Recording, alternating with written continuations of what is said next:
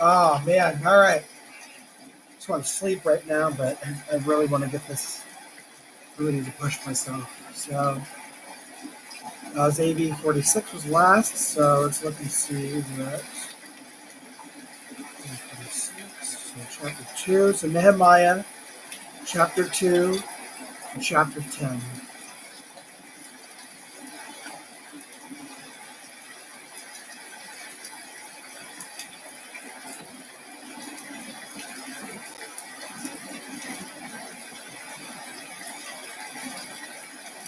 Nehemiah, chapter 2.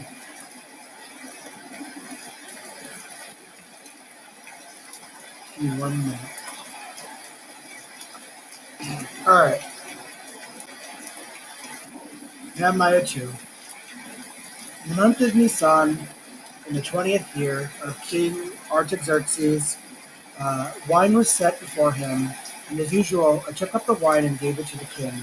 But I had never been gloomy in his presence. So the king said to me, "Why do you look so gloomy when you are not sick? This could be nothing but gloominess of the heart." At this I became very frightened. Then I said to the king, "Long live the king! Why should I not look gloomy when the city, the place where my forefathers are buried, lies in ruins, and its gates have been consumed by fire?" The king then said to me, "What is it that you are seeking?" And once I prayed to the God of the heavens. I then said to the king, "If it pleases the king, and if your servant has found favor with you, send me to Judah, to the city where my forefathers are buried, so that I may rebuild it." Then the king, with his royal consort sitting beside him, said to me, "How long will your journey be, and when will you return?" So it pleased the king to send me, and I gave him a set time.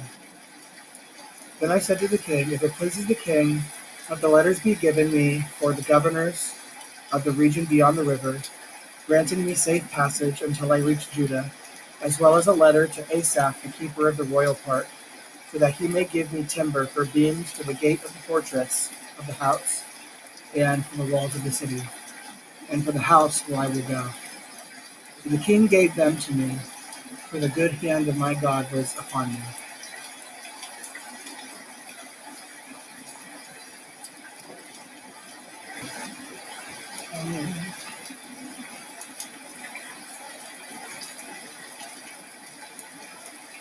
All right, eventually I came to the governors of the region beyond the river and gave them the king's letters.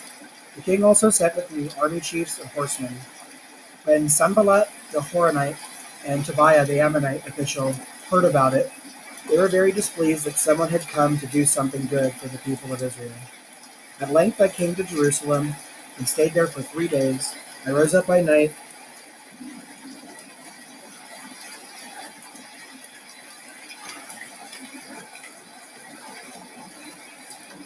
and a few men with me, and I did not tell anyone what my God had put into my heart to do for Jerusalem. And there was no animal with me except the one I was riding. And I went out at night through the valley gate, passing in front of the fountain of the big snake to the gate of the ash heaps. And I inspected the walls of Jerusalem that were broken down, and its gates that had been consumed by fire. And I passed along to the fountain gate and to the king's pool, and there was not enough space for the animal I was riding to pass. But I continued up the valley by night, and I kept inspecting the wall, after which I came back and entered through the valley gate, and then I returned. The deputy rulers did not know where I had gone and what I was doing, for I had not yet said anything to the Jews, the priests, the nobles, the deputy rulers, and the rest of the workers. Finally I said to them, "You can see what a terrible situation we are in. How Jerusalem lies in ruins, and its gates have been burnt with fire. Come, let us rebuild the walls of Jerusalem, so that this disgrace will not continue." Then I told them of how the good hand of my God was upon me, and also of the words that the king had spoken to me. At this they said, "Let us get up and build." So they strengthened themselves for the good work. Now when Sanballat the Horonite, Tobiah and the Ammonite, the official, and Geshem the Arabian heard of it, they began to mock us and show us their contempt and say, "What are you doing? Are you rebelling against the king?" However, I replied, "The God of the heavens is the one who will grant us success, and we his servants will get up and build, but you have neither share nor claim nor memorial in Jerusalem. Nehemiah 3.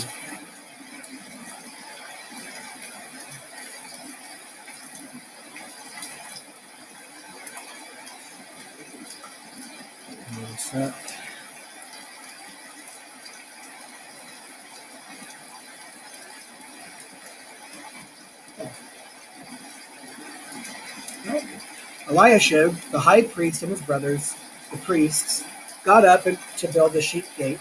They sanctified it and set up its doors. They sanctified it as far as the Tower of Maah, as far as the Tower of Hananel, and next to them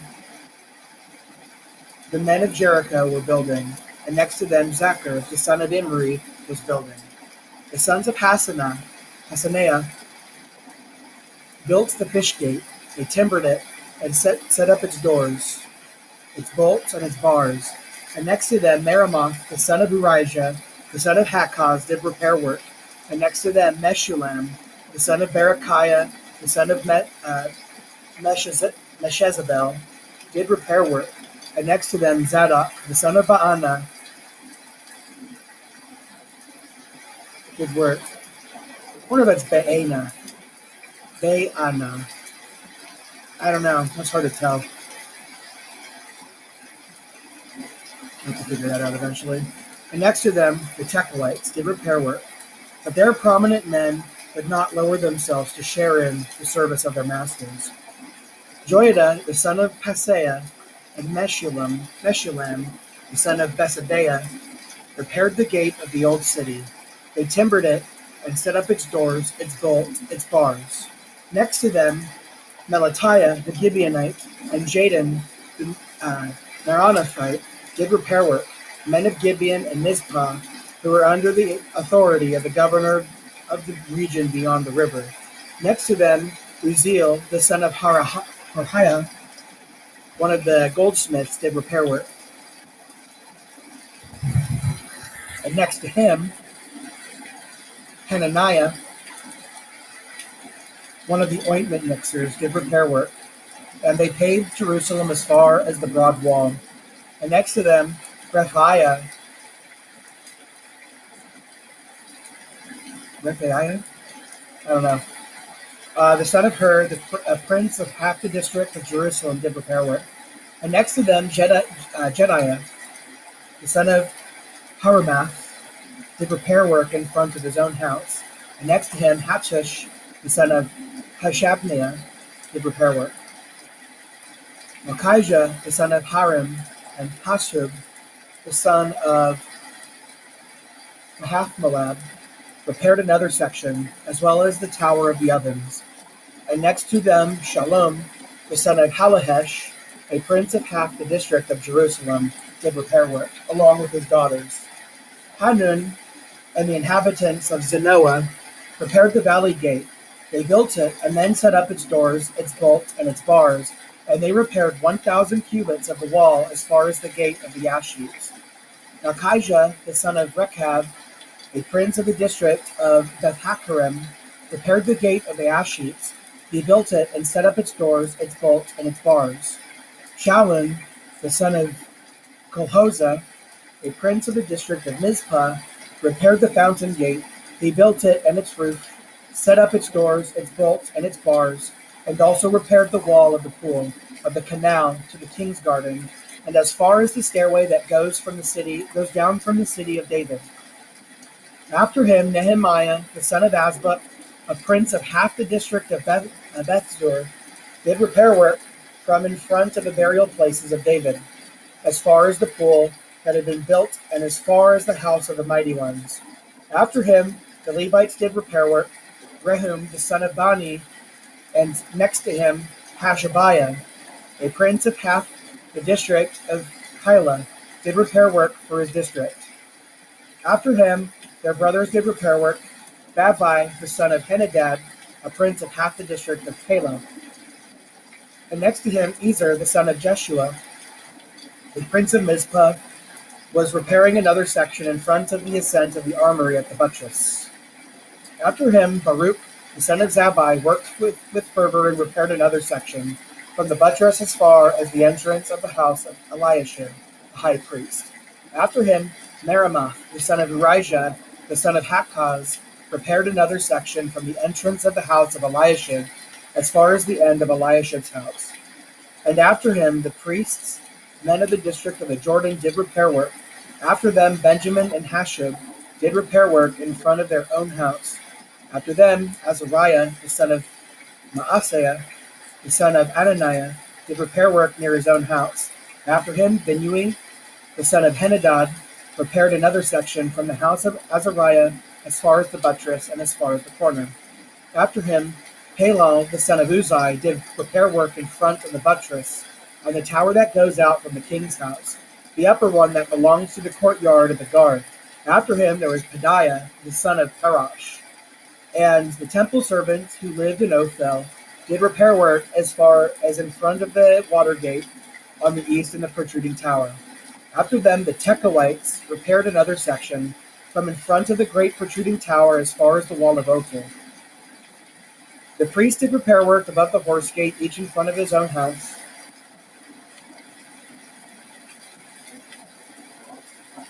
After them, Zadok, the son of Immer, did repair work in front of his own house. And after him, Shemaiah, the son of Shechaniah, the keeper of the east gate, did repair work. After him, Hananiah, the son of Shelemiah, and Hanun, the sixth son of Zalaph, repaired another section. After him, Meshullam, the son of Berechiah, did repair work in front of his own hall. After him, Malchijah, a member of the goldsmith guild, did repair work as far as the house of the temple servants, and the traders in front of the inspection gate, and as far as the roof chambers of the corner. And between the roof chamber of the corner and the sheep gate, the goldsmiths and the traders did repair work.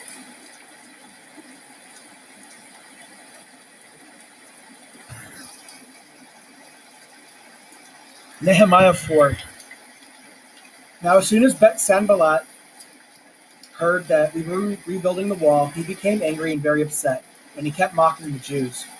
And in the presence of his brothers and the army of Samaria, he said, "What are the feeble Jews doing? Will they do this by themselves? Will they offer sacrifices? Will they finish up in a day? Will they bring the charged stones to life out of the heaps of dusty rubble?" Now Tobiah the Ammonite, who was standing beside him, said, "Even if a fox would climb up on what they are building, we would knock down their stone wall. Hear, O our God, for we are being treated with contempt, and make their reproach return on their own heads, and give them over as plunder in a land of captivity. And do not cover over their guilt, or let their sin be erased from before you, for they have insulted the builders." So he kept building the wall, and the entire wall was joined together and rebuilt up to half its height.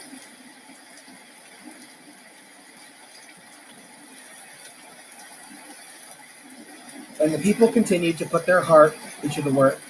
Now as soon as Sanballat, Tobiah, the Arabians, the Ammonites, and the Ashdodites heard that the repairing of the walls of Jerusalem was progressing, and that the gaps were being filled in, they became very angry. They conspired together to come and fight against Jerusalem, and to create a disturbance in it. But we prayed to our God and kept a guard posted against them day and night. However, people of Judah were saying, "The strength of the laborers has failed, and there is so much rubble, we will never be able to build the wall." And our enemies kept saying, "Before they know it or see us, we will come right in among them and kill them and stop the work." Whenever the Jews living near them came in, they told us again and again, "They will come at us from all directions." So I kept men posted at the lowest parts of the space behind the wall and the exposed places, and I posted them by families with their swords, their lances, and their bows. When I saw their fear, I immediately rose and said to the nobles and the deputy rulers and the rest of the people, "Do not be afraid of them. Remember Jehovah, who is great and awe-inspiring, and fight for your brothers, your sons and daughters, your wives and homes." Now after our enemies heard that what they were doing had become known to us, and that the true God had frustrated their plan, we all went back to work on the wall. From that day forward, half of my men would do the work, and half of them would hold the lances, the shields, the bows, and the coats of mail. And the princes stood behind the whole house of Judah, who were building the wall. Those who were carrying the loads did the work with one hand while holding a weapon in the other hand, and each of the builders had a sword strapped to his hip while building, and the one to blow the horn stood beside me. I then said to the nobles and the deputy rulers and the rest of the people, "The work is large and extensive, and we are spread out on the wall, far apart from one another. When you hear the sound of the horn, gather together to where we are. Our God will fight for us." So we kept working while the other half were holding their lances, from the break of dawn until the stars came out. At that time I said to the people, "Let the men, each along with his attendant, spend the night inside Jerusalem, and they will guard us by night and work during the day." So neither I nor my brothers, my attendants, and the guards who followed me ever took off our garments, and each of us kept his weapons in his right hand. Nehemiah 5. However, there was a great outcry from the people and their wives against their Jewish brothers. Some were saying, "We are many with our sons and our daughters. We must get grain in order to eat and stay alive." Others were saying, "We are giving our fields and our vineyards and our houses as security to get grain during the food shortage." Still others were saying, "We have borrowed money on our fields and our vineyards for the king's tribute. Now we are of the same flesh and blood as our brothers, and our children are just like their children. Yet we have to subject our sons and daughters to slavery. And some of our daughters are already in slavery. But we are powerless to stop this because our fields and our vineyards belong to others." I became very angry when I heard their outcry in these words. So I considered these things in my heart, and I took issue with the nobles and the deputy rulers and said to them, "Each one of you is demanding interest from your own brother." Further, I arranged for a great assembly because of them, and I said to them, "To the extent possible, we have brought back our own Jewish brothers who were sold to the nations. But will you now sell your own brothers? And are they to be sold back to us?" At this they became speechless, and they could find nothing to say. Then I said, "What you are doing is not good. Should you not walk in the fear of our God, so that the nations, our enemies, cannot reproach us? Moreover, I, my brothers, and my attendants are lending them money and grain. Let us please stop lending on interest. Please restore to them on this very day to their fields, their vineyards, their olive groves, and their houses, as well as the 100th of the money, the grain, the new wine, and the oil that you are demanding as interest from them." To this they said, "We will restore these things to them and ask nothing back. We will do precisely as you say." So I called the priests and made those men swear to keep this promise. Also, I shook out the folds of my garment and said, "In this manner may the true God shake out from his house and from his possessions every man who does not carry out this promise. And in this manner may he be shaken out and emptied." To this, all the congregation said, "Amen." And they praised Jehovah, and the people did as they promised. Moreover, from the day that he commissioned me to become their governor and the land of Judah from the 20th year to the 32nd year of King Artaxerxes, 12 years, neither I nor my brothers ate the food allowance due to the governor. But the former governors who were before me had burdened the people and had been taking them from 40 silver shekels for bread and wine each day. Also, their attendants had oppressed the people, but I did not do that because of the fear of God. Furthermore, I took the hand in the work on this wall, and not a field did we acquire. All my attendants were gathered there for the work. There were 150 Jews and deputy rulers dining at my table, as well as those who came to us from the nations. Every day 1 bull, 6 choice sheep, and birds were prepared for me. And once every 10 days we had all sorts of wine in abundance. Despite all this, I did not demand the food allowance due to the governor, because the people were already bearing their burden of service. Do remember me favorably, O my God, for all that I have done in behalf of this people. Nehemiah 6. Now as soon as Sanballat, Tobiah, Geshem the Arabian, and the rest of our enemies were told that I had rebuilt the wall, and that there were no gaps left in it, although up to that time I had not set up the doors and the gates, Sanballat and Geshem immediately sent this message to me: "Come, and let us set a time to meet together in the villages of the valley plain of Ono." But they were scheming to harm me, so I sent messengers to them, saying, I am engaged in a great work, and I am not able to go down. Why should the work stop while I leave it to come to you? They sent me the same message 4 times, and I gave them the same reply each time. Then Sanballat sent his attendant to me with the same message a 5th time, with an open letter in his hand. There it was written among the nations that had been heard in Geshem, as also saying it, that you and the Jews are scheming to rebel. That is why you are building the wall, and according to these reports, you are to become their king. Also, you have appointed prophets to proclaim about you throughout Jerusalem. There is a king in Judah, and now these things will be told to the king. So come and let us discuss this together. However, I sent him this reply: None of the things you are saying have taken place. You are making them up out of your own imagination. For they were trying to frighten us, saying, Your hands will slacken in the work, and it will not be done. Now I pray, strengthen my hands. Then I went to the house of Shemaiah, the son of Deliah, the son of Mehetabel. While he was confined there, he said, Let us set a time to meet at the house of the true God within the temple, and let us close the doors of the temple, for they are coming to kill you. They are coming to kill you by night. But I said, Should a man like me run away? Can a man like me go into the temple and live? I will not go in. Then I realized that God had not sent him in, but that Tobiah and Sanballat had hired him to speak this prophecy against me. He had been hired to frighten me and to cause me to sin, so that they would have grounds to damage my reputation in order to reproach me. Do remember, O my God, Tobiah and Sanballat and these deeds, and also Noadiah, the prophetess, and the rest of the prophets who were constantly trying to frighten me. So the wall was completed on the 25th day of Elul in 52 days.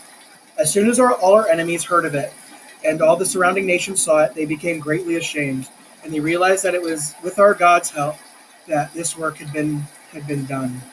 In those days, the nobles of Judah were sending many letters to Tobiah, and Tobiah would reply to them. Many in Judah swore allegiance to him, for he was a son-in-law of Shechaniah, the son of Erah, and his son Jehohanan had married the daughter of Meshullam, the son of Berechiah. Also, they would constantly tell me good things about him, and then report to him what I said. Then Tobiah would send letters to frighten me. Nehemiah 7. As soon as the wall had been rebuilt, I set up the doors. Then the gatekeepers, the singers, and the Levites were appointed. I then put my brother Hanani in charge of Jerusalem, along with Hananiah, the chief of the fortress, for he was a most trustworthy man and feared the true God, more than many others. So I said to them, The gates of Jerusalem should not be opened until the heat of the day, and while they are standing guard, they should shut the doors and bolt them, and assign the inhabitants of Jerusalem as guards, each to his assigned guard post, and each in front of his own house. Now the city was spacious and large, and there were few people inside it, and the houses had not been rebuilt. But my God put into my heart to gather together the nobles and the deputy rulers, and the people to be enrolled genealogically. Then I found the book of genealogical enrollment of those who first came up, and I found written in it. And these were the people of the province who came up out of the captivity of the exiles, those whom King Nebuchadnezzar of Babylon had exiled, and who later returned to Jerusalem and Judah, each to his own city, those who came with Zerubbabel, Jeshua, Nehemiah, Azariah, Nahamani,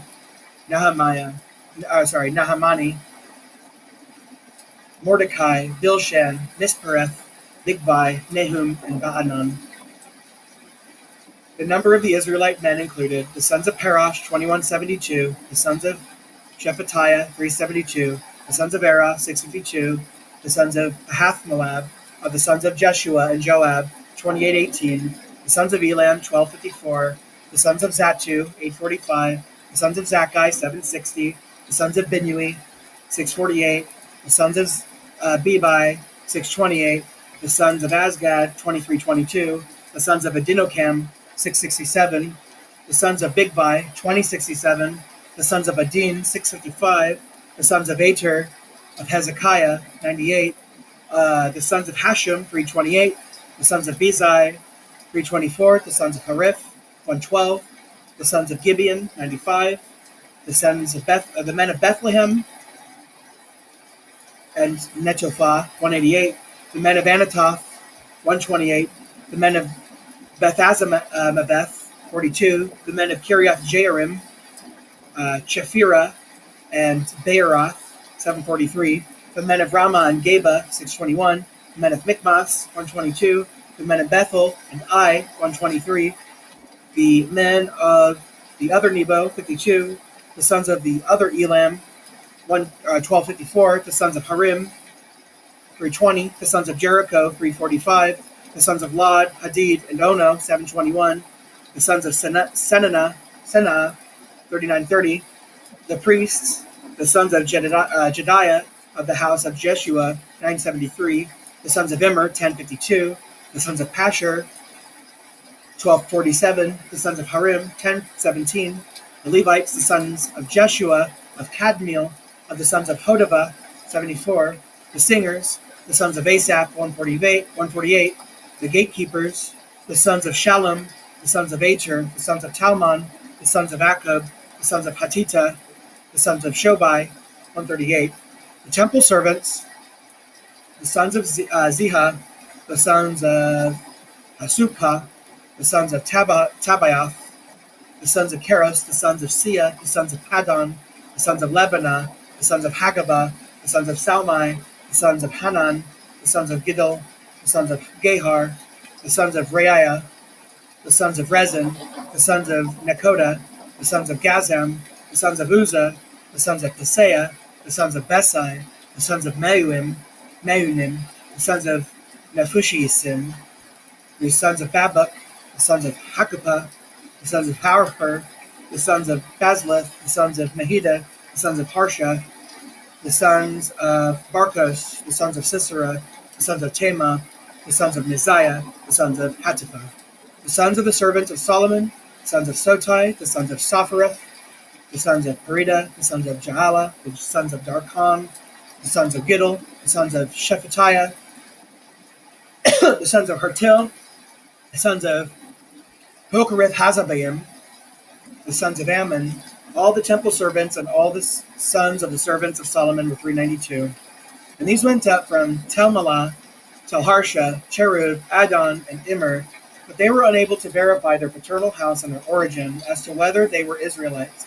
The sons of Deliah, the sons of Tobiah, the sons of Nekoda, 642, and the priests, the sons of Abiah, the sons of Hakaz, sons of Barzillai, who took a wife from the daughters of the Barzillai, the Gileadite, and was called by their name. These looked for their records to establish their genealogy, but they could not be found, so they were disqualified from the priesthood. The governor told them that they should not eat from the most holy things until there was a priest who could consult the Urim and Thummim.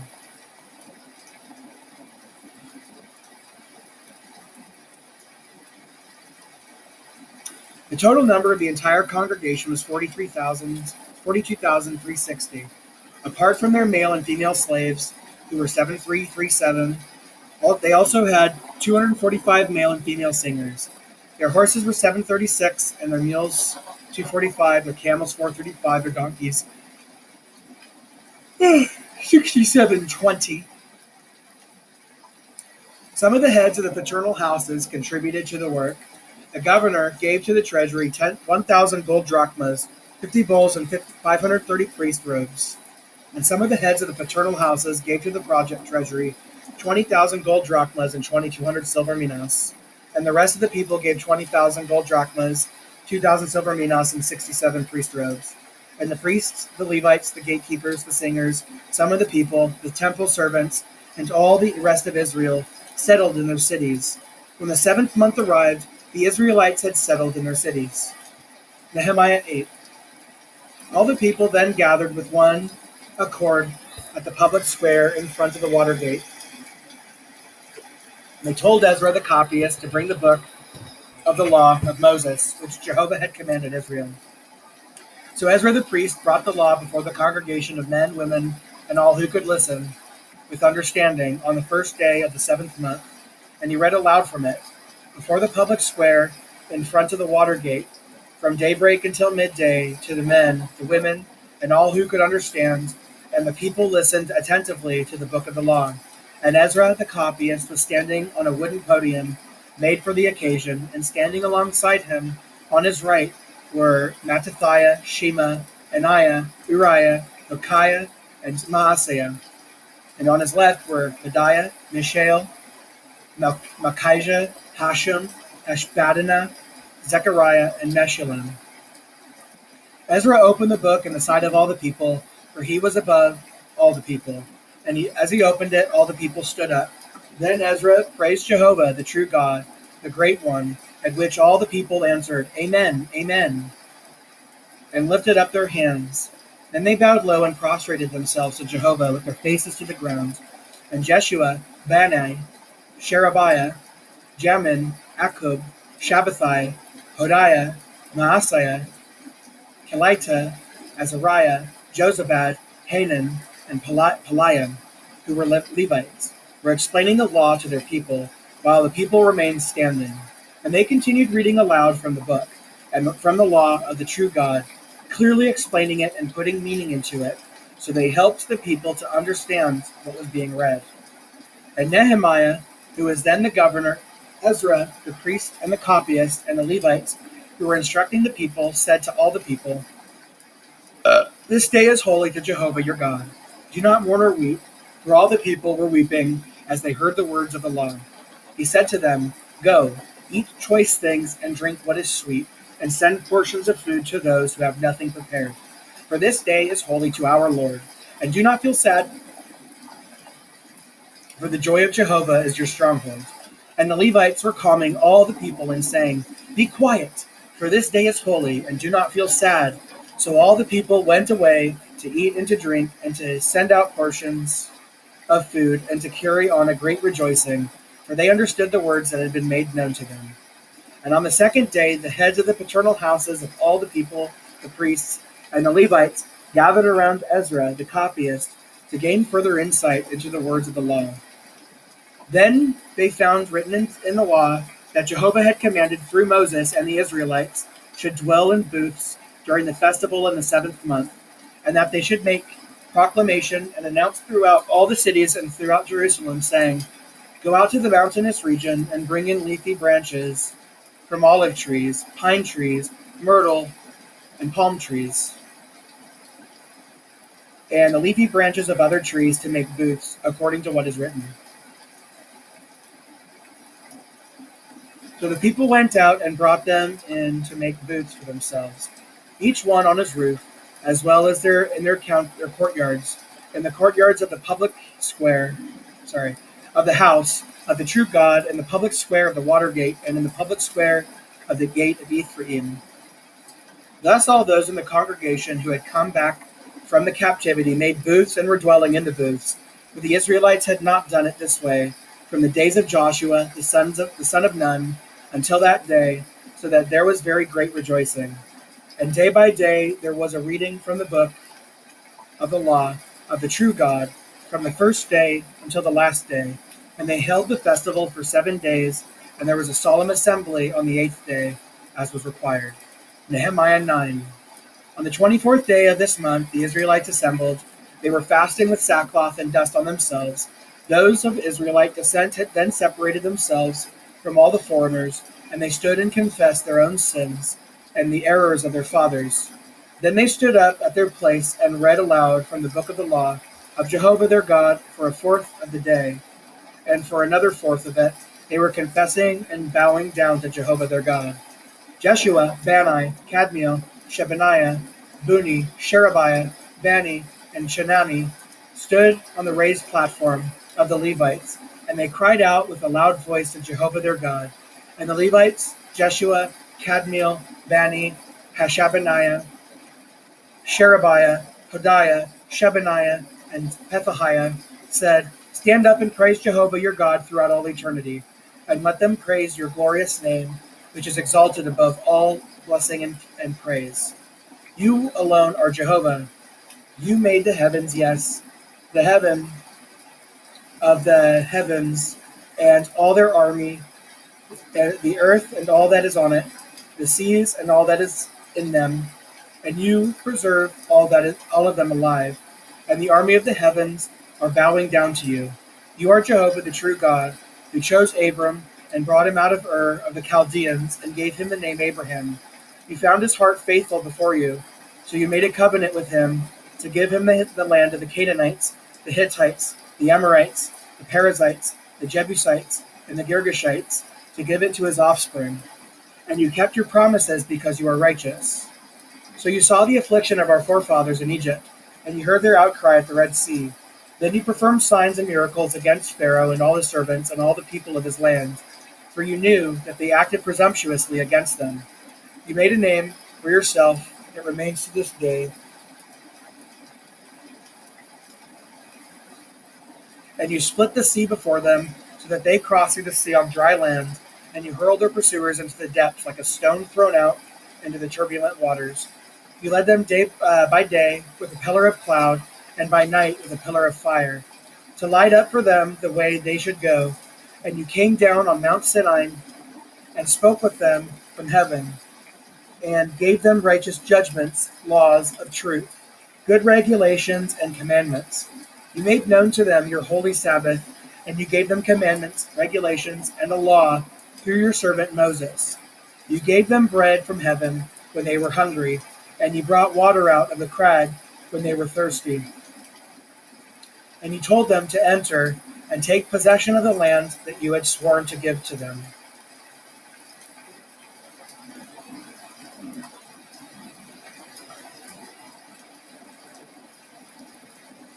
But they, our forefathers, acted presumptuously and became stubborn, and they would not listen to your commandments. They refused to listen, and they did not remember your extraordinary acts that you performed among them. But they became stubborn and appointed a head to return to their slavery in Egypt. But you are a God ready to forgive, compassionate and merciful, slow to anger, and abundant in loyal love. And you did not abandon them. Even when they made for themselves a metal statue of a calf and were saying, "This is your God, who led you up out of Egypt," and they committed great acts of disrespect, even then you, in your great mercy, did not abandon them in the wilderness. The pillar of cloud did not depart from over them by day to lead them in the way, nor the pillar of fire by night to light up for them the way they should go. And then one sec. I'm going to turn this brighter.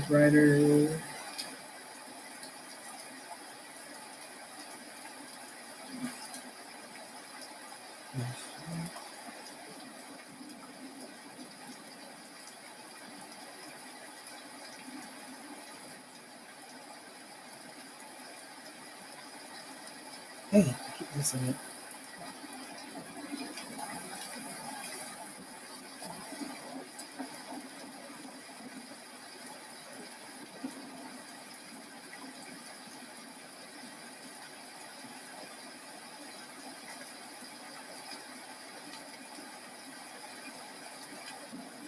Ouch.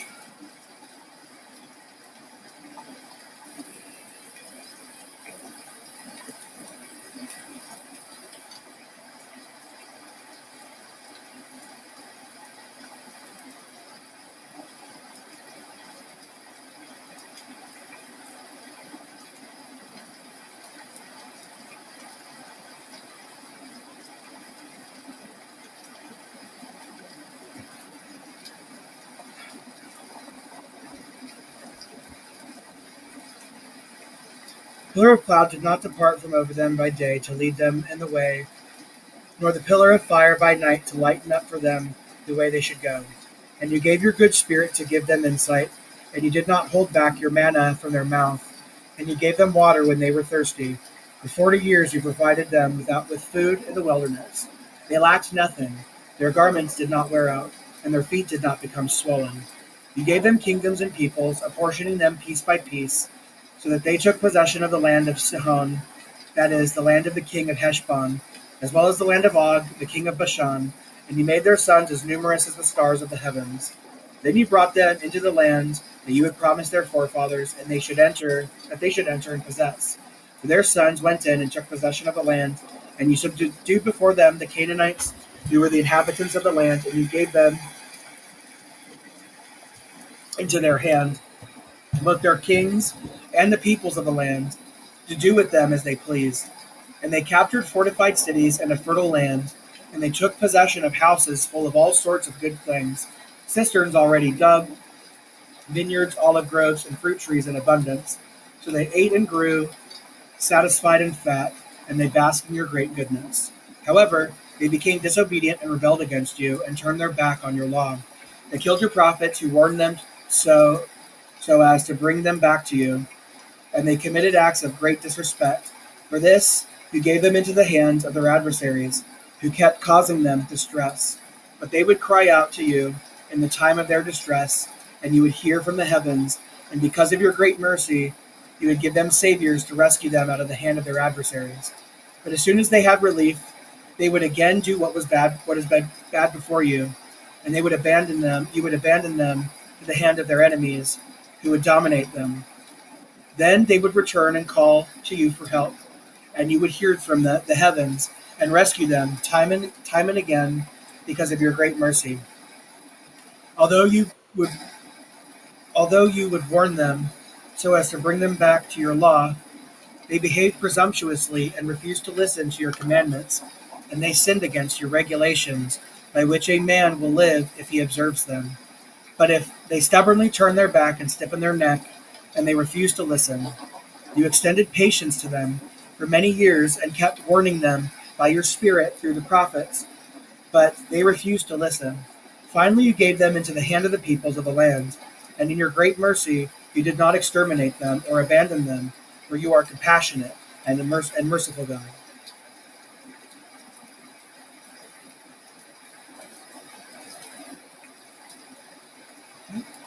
And now, O our God, the God great, mighty, and awe-inspiring, who has kept his covenant and shown loyal love, do not treat lightly all the hardships that has found us, our kings, our princes, our priests, our prophets, our forefathers, and all your people from the days of the kings of Assyria down to this day.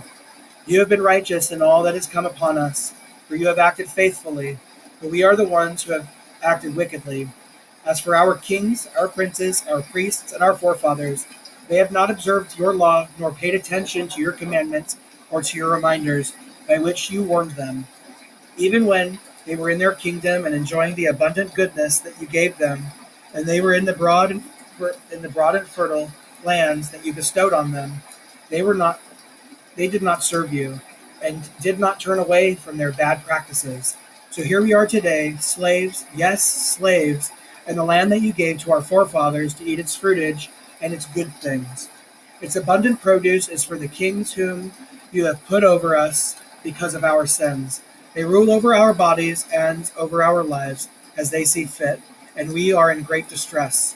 So in view of all of this, we are making a binding agreement in writing, and it is attested by the seal of our princes, our Levites, and our priests.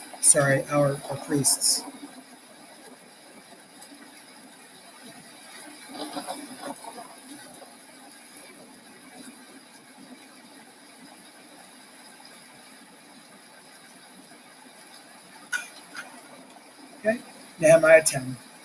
Those who attested it by putting their seal to it were Nehemiah the governor, the son of Hakaliah, and Zedekiah, Sariah, Azariah, Jeremiah, Pashur, Amariah, Malchijah, Hattush, Shebaniah, Malach, Harim, Merimoth, Obadiah, Daniel, Ginnethon, Baruch, Meshullam, Abijah, Mijamin, Maaziah, Bilgai, and Shemaiah. These are the priests. Also the Levites, Jeshua the son of Azaniah, Benui of the sons of Henadad, Kadmiel, and their brothers Shabaniah, Hodiah, Kalita, Peliah, Hanan, Micah, Rehob, Hashabiah, Zachar, Sherebiah, Shebaniah, Hodiah, Bani, and Beninu.